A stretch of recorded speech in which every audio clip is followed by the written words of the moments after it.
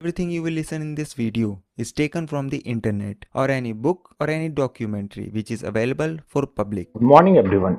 कैसे हैं आप लोग? उम्मीद है सब ठीक होंगे, अपना और अपने परिवार वालों का ख्याल रख रहे होंगे। दोस्तों, वक्त है एक नई कहानी की और आज की कहानी की शुरुआत 23 जून 1985 की यह बात है। एयर इंडिया की एक फ्लाइट जो कि कनाडा से लंदन और लंदन से भारत आने वाली थी, जिसमें लगभग 329 मुसाफिर बैठे हुए थे।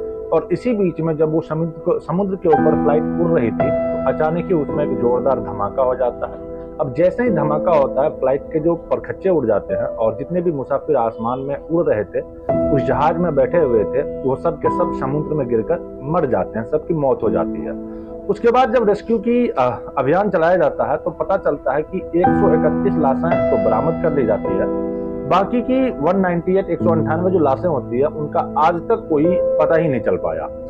इस मामले की जांच पड़ताल की जाती है और जांच पड़ताल करने के बाद जब पता चलता है कि किसी सूटकेस में एक बम रखा गया था, उस सूटकेस के बम अचानक से फट जाती है और सब के सब लोग मारे जाते हैं। अब दरअसल इसमें जिन जिन लोगों का नाम सामने आता है उसे जेल भी होती है और कुछ दिनों के बाद हालांकि कोर्ट से बरी भी हो जाते हैं। और वो ऐसे ही भारत के लगभग कुछ लोगों के ऊपर चुन चुन कर मरवा रहा है, टारगेट किलिंग करवा रहा है, ऐसा भारत के ऊपर आरोप लगाया जाता है। यही नहीं, भारत पर इस तरह के आरोप लग रहे थे, जो भारत पर गलत नजर रख रहा है या भारत में आतंकवाद को बढ़ावा देने की बात कर रहा है या कोशिश कर रहा हो, ऐसे अपराधियों, ऐसे आतंकवादियों को भी टारगेट किलिंग की जा रही है, ऐसा उन पर आरोप लगाया जाता है भारत के ऊपर। उसके बाद उनकी हत्या करा दी जाती है। दरअसल भारत सीधे सीधे ये काम तो नहीं कर रहा है जिस तरह का यह आरोप लगता है। उसका कहना यह है कि लॉरेंस बिश्नोई की जो एक बड़ा गैंगस्टर है, उनके गुर्गे, उनके गैंग, उनके साथियों के द्वारा सहारा लिया जा रहा है और ऐसे लोगों की हत्या की जा रही है जो भारत पर या तो उन्होंने पूर्व में कभी गंदी नजर रखी थी या फिर वो वर्तमान में भारत के ऊपर किसी न किसी रूप में उनको नुकसान पहुंचाने की कोशिश कर रहे थे। आज की कहानी के माध्यम से यही समझने की कोशिश करेंगे कि आखिरकार क्या इस तरह से लॉरेंस बिश्नोई के बारे में क्यों कहा जा रहा है। क्या वो रॉ के लिए काम कर रहा है या फिर विदेशी ताकतों जो कि भारत को नुकसान पहुंचा रही है, उनको खत्म करने में अहम भूमिका निभा रही है। आज की तो सच्ची घटना मैं आपको सुनाने जा रहा हूँ। ये सच्ची घटना की शुरुआत जो कनाडा से शुरू होती है। कनाडा के प्रधानमंत्री जस्टिन ट्रूडो, दरअसल उनका ये कहना है कि भारतीय राजनयिकों का जो पदों पर बैठे हुए कुछ लोग हैं, वो अपनी ताकतों का गलत इस्तेमाल कर रहे हैं। कुछ ऐसी जानकारियां वो गोपनीय रूप से भारत को देते हैं और भारत के पास तक ये जानकारियां पहुंचती तो है, यहाँ से फिर वापस कनाडा पहुंचती है जवाबी रूप में। वहां पर कुछ ऐसे लोगों को टारगेट किया जाता है जिनकी गोली मारकर हत्या की जाती है या किसी न किसी रूप में उनकी हत्या कर दी जाती है।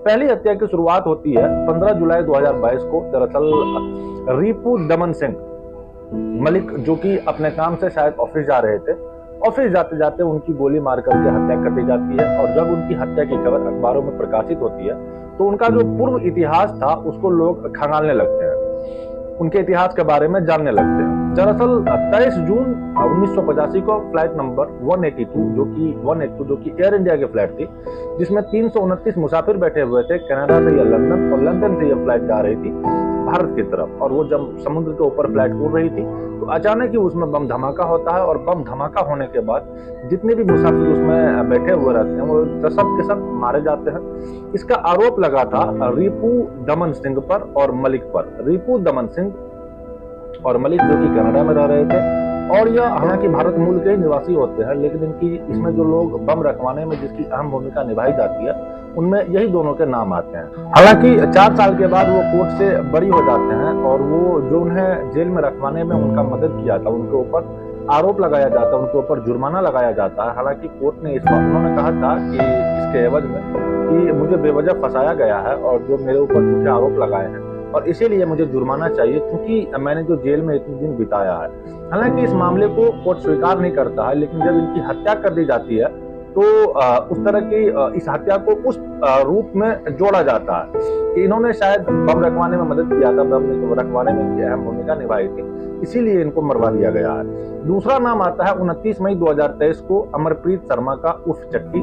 दरअसल वो वैंकूवर में एक शादी समारोह में गए हुए थे और दरअसल कनाडा के टॉप 10 गैंगस्टर में इसका नाम शामिल होता है और बड़े बड़े अपराध को अंजाम देने में, बड़े बड़े लोगों की हत्याएं करना, इस तरह के काम करवाने में इनका नाम था। और जब ये शादी समारोह में खूब अच्छी तरह से डांस कर रहे थे और डांस करते करते वहीं से अचानक निकले, जैसे ही वो उस रेस्टोरेंट से बाहर निकले उसी पर ताबड़तोड़ गोलियां बरसाने लगी, हमला कर दिया जाता है और इनकी मौके पर ही मौत हो जाती है। और जो हमलावर आए हुए थे वो एक कार में बैठ करके आए थे और कार को भी वो हाथों हाथ आग लगा दिया जाता है। और जब इस मामले की जांच पड़ताल की जाती है तो पता चलता है कि कार में किसी तरह का कोई सबूत ना बचे, इसीलिए इस कार को भी जला दिया जाता है। और जो टॉप 10 गैंगस्टर में शामिल होता है कनाडा के अमरप्रीत शर्मा, उनकी भी हत्या कर दी जाती है। इसके बाद अगला टारगेट बनाया जाता है 18 जून 2023 को हरप्रीत सिंह निज्जर का। दरअसल इस व्यक्ति के ऊपर तो बहुत ही बड़े बड़े आरोप लगे थे। भारत ने इनको फरवरी 2023 में जो इनकी एक संस्था होती है खालिस्तानी टाइगर फोर्स को आतंकवादी संगठन घोषित कर दिया गया था। और इनका ही जो काम रहता है जो कि पंजाब में आतंकवाद को जिंदा रखना और भारत का जो एक राज्य है पंजाब, वहां पर आतंकवाद को जिंदा रखना और पंजाब में यह टारगेट किलिंग कराया करते थे, लोगों की हत्याएं कराया करते थे। भारत ने सीधा भारत से यहाँ से वो भाग जाता है पाकिस्तान से वो जाकर के लगातार जगदीश सिंह तारा से जाकर के मुलाकात करते हैं। और जगतार सिंह तारा जो एक व्यक्ति होता है, आतंकवादी होता है, दरअसल 1995 में पंजाब के पूर्व सीएम वयंत सिंह की हत्या कराने पर उन पर आरोप लगा था। हालांकि वो भाग जाता है 2004 में और 2015 में उनको बैंकॉक नहीं थाईलैंड से गिरफ्तार कर लिया जाता है। और जब वो पाकिस्तान में रह रहा था जगतारा सिंह, इसी बीच में हरप्रीत सिंह निज्जर जाकर उनसे मुलाकात करता है। और हरप्रीत सिंह निज्जर का काम था कि खालिस्तानी टाइगर फोर्स से वो संबंध रखता था, उनका एक संस्था था ये, और उनके सदस्यों को, उनके मेंबर को वो ट्रेनिंग देना, उनको भारत के खिलाफ खड़ा करना, भारत के खिलाफ पैसे इकट्ठे करना और आतंकवाद को बढ़ावा देना उसका काम था। लेकिन 18 जून 2023 को कनाडा शहर के एक जगह लगती है, वहां पर गोली मार करके इनकी हत्या कर दी जाती है। और इस बात को लेकर के कनाडा में बहुत बड़ा बवाल हुआ था। जो अगला टारगेट होता है वो 2 जुलाई 2023 को करणवीर सिंह गचा। दरअसल करणवीर सिंह गचा जो होते हैं उनके ऊपर जो पता चलता है कि ये गाड़ी से उतर रहे थे कनाडा में, और बात है 2 जुलाई 2023 को रात के लगभग 9 बजे के आसपास का वक्त था। और कोकू इटल एक सिटी लगता है, वहां पर इनकी गोली मार करके कार से उतरते वक्त इनकी हत्या कर दी जाती है। दरअसल ये जो इनका अपराध था वो करणवीर सिंह का, ये ड्रग्स के लिए काम करते थे और साथ ही इनका एक गैंग बनाकर ये बड़े बड़े अपराध को कनाडा में अंजाम दे रहे थे। साथ ही अगला नंबर आता है सुखदुल सिंह उर्फ सुखा दुने के, आपने इसका नाम पिछले दिनों सुना होगा। दरअसल 21 सितंबर 2023 को इनकी भी हत्या कर दी जाती है। अज्ञात हमलावरों ने इनको गोली मार दी थी, इनके ही फ्लैट में, इनके घर में गोली मार करके उनकी हत्या कर दी गई थी।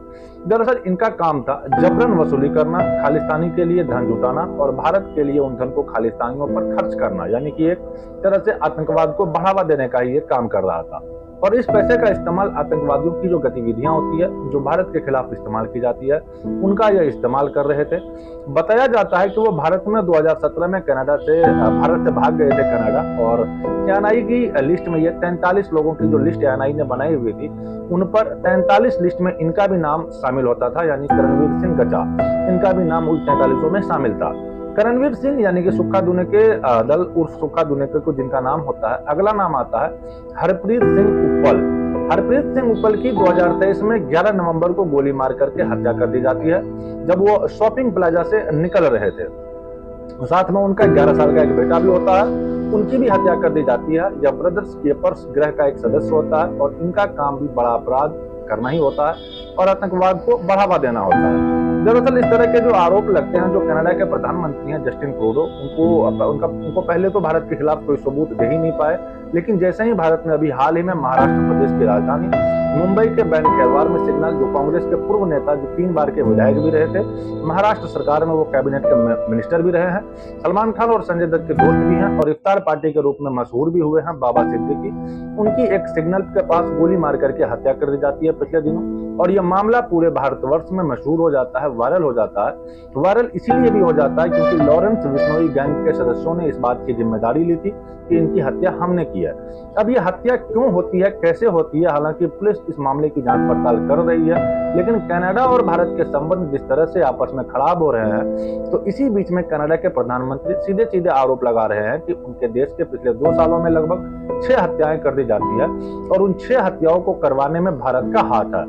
भारत चुन चुन कर ऐसे लोगों को हमारे देश में यानी कि कनाडा में मरवा रहे हैं और इसमें सहारा लिया जा रहा है गैंगस्टर लॉरेंस बिश्नोई का, अगर लॉरेंस बिश्नोई की कहानी इस बारे में हम बात करें तो लॉरेंस बिश्नोई 2-3 ऐसे मामले हुए हैं जो बहुत ज्यादा चर्चाओं में रहे हैं। जैसे कि 29 मई 2022 को पंजाबी सिंगर सिद्धू मूसेवाले की सरेआम गोली मार करके हत्या कर दी जाती है।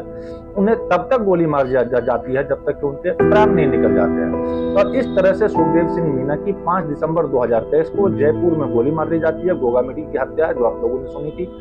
इस मामले में भी उनके एक साथी ने यह जिम्मेदारी ली थी कि लॉरेंस बिश्नोई का साथी होता है और इस व्यक्ति की हत्या हमने कराई है।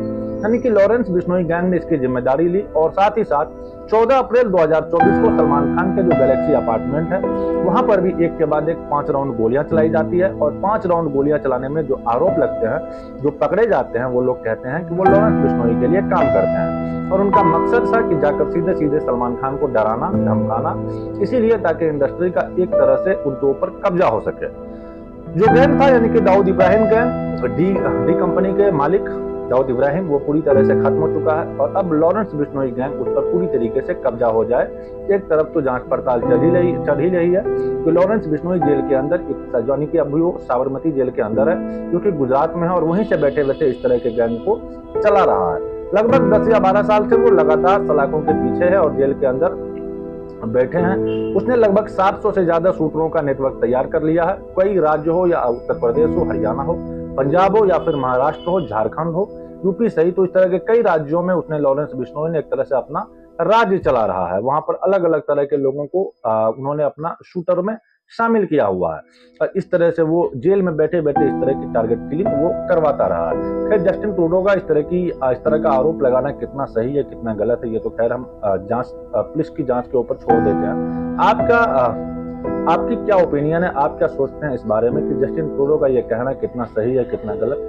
कमेंट करके जरूर से बताइएगा। यही थी हमारी आज की कहानी। आई होप कहानी आपको समझ में आ गई होगी। कहानी अगर पसंद आई हो तो वीडियो को लाइक कीजिएगा और चैनल पर अगर नए हैं तो जाते जाते चैनल को सब्सक्राइब कर बेल आइकन जरूर से प्रेस कर दीजिएगा। जल्दी मिलते हैं किसी और कहानी में किसी नए फैक्ट के साथ। तब तक के लिए अलविदा लेना चाहते हैं। जय हिंद, जय भारत।